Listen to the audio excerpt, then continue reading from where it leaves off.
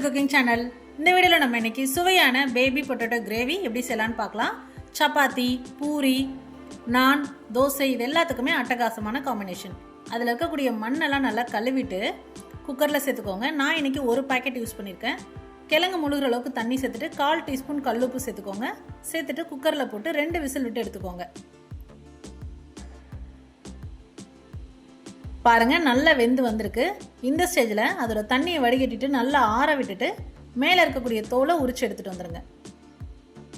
அடுத்ததான் ஃபோக் இல்லைனா tooth bigger வச்சு இந்த மாதிரி குத்தி விட்டுக்கோங்க. அப்போ தான் அந்த கிழங்குக்குள்ளே மசாலா நல்லா இறங்குன்றதுக்காக. இப்போ எந்த பாத்திரத்தில் செய்ய போகிறோமோ அதே பாத்திரத்தில் 2 டேபிள் ஸ்பூன் அளவுக்கு எண்ணெய் விட்டுக்கோங்க. ரெடி பண்ணி வச்சுருக்கக்கூடிய கிழங்கு அதில் சேர்த்துட்டு 1/4 டீஸ்பூன் மிளகாய்த்தூள். ஏற்கனவே நம்ம உப்பு சேர்த்துருக்கனால உப்பு சேர்க்க வேண்டாம். இதை அப்படியே லைட்டாக அந்த எண்ணெயிலே ரோஸ்ட் பண்ணி எடுத்துக்கோங்க. பாருங்கள், நல்ல கலர் சேஞ்ச் ஆகி நல்லா ரோஸ்ட் ஆகி வந்துருச்சு. இந்த ஸ்டேஜில் இது ஒரு பிளேட்க்கு ட்ரான்ஸ்ஃபர் பண்ணிடலாம். அடுத்ததாக ஒரு மசாலா ரெடி பண்ணிடலாம்.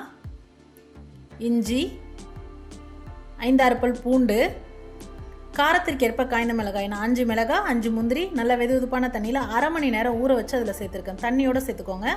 கூடவே 4 தக்காளி. தக்காளி சேர்க்கும் போது முக்கியமாக கவனிக்க வேண்டியது என்னென்னு பார்த்தீங்கன்னா, உங்களுக்கு புளிப்பு லைட்டாக வேணும் அப்படின்னா ஒரே ஒரு தக்காளி சேர்த்துக்கோங்க. தயிர் 1 கப் சேர்த்துக்கோங்க.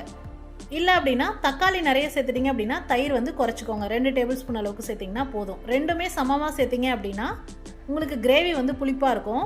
அதை பார்த்து சேர்த்துக்கோங்க. இது எல்லாத்தையும் பேஸ்ட் போல் அரைச்சி எடுத்துகிட்டு வந்துடலாம். அடுத்ததான் நம்ம கிரேவி எப்படி செய்யலான்னு பார்க்கலாம். நம்ம உருளைக்கிழங்கு வறுத்த பாத்திரத்திலே அதே எண்ணெயில் பிரிஞ்சி இலை, பட்டை, கிராம்பு, ஏலக்காய், 1/4 டீஸ்பூன் சீரகம், 1/4 டீஸ்பூன் சோம்பு சேர்த்துட்டு நல்லா பொரிய விட்டுக்கோங்க. அடுத்தது 2 மீடியம் சைஸ் பெரிய வெங்காயம் பொடியாக நறுக்கி சேர்த்துக்கோங்க. வெங்காயம் கண்ணாடி பதம் வர அளவுக்கு வதக்கி எடுத்துக்கணும். கூடவே 2 பச்சை மிளகாய்,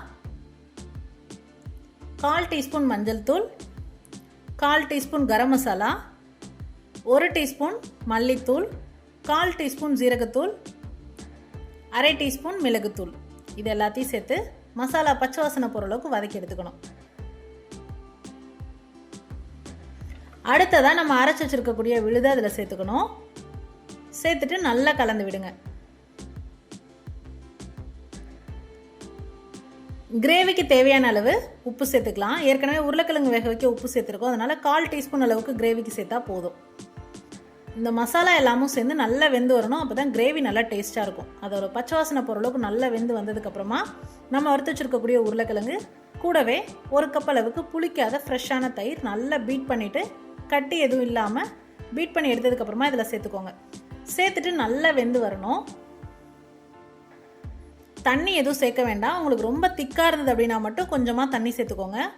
தண்ணி சேர்த்தோம் அப்படின்னா அந்த கிரேவி கன்சிஸ்டன்சி கிடைக்காது. இப்போ பாருங்கள், கிரேவி நல்லா குக் ஆகி வந்திருக்கு. எண்ணெய் பிரிஞ்சு வர ஸ்டேஜில் மேலே லைட்டாக மல்லி இலை தூவிட்டு சர்வ் பண்ணிடலாம். சுட சுட சப்பாத்தி, சாதத்துக்கும் சூப்பராக இருக்கும். தோசை, நான், பூரி இது எல்லாத்துக்குமே அட்டகாசமான காம்பினேஷன். ட்ரை பண்ணி பார்த்துட்டு உங்களை கமெண்ட் மறக்காமல் சொல்லுங்கள் ஃப்ரெண்ட்ஸ். இது போன்ற ஹெல்தி ரெசிபீஸ்க்கு மறக்காமல் ஹெல்தி குக்கிங் சேனலை சப்ஸ்கிரைப் பண்ணுங்கள். இந்த வீடியோ உங்களுக்கு பிடிச்சிருந்தா லைக் பண்ணுங்கள், ஷேர் பண்ணுங்கள், கமெண்ட் பண்ணுங்கள். தேங்க்ஸ் ஃபார் வாட்சிங்.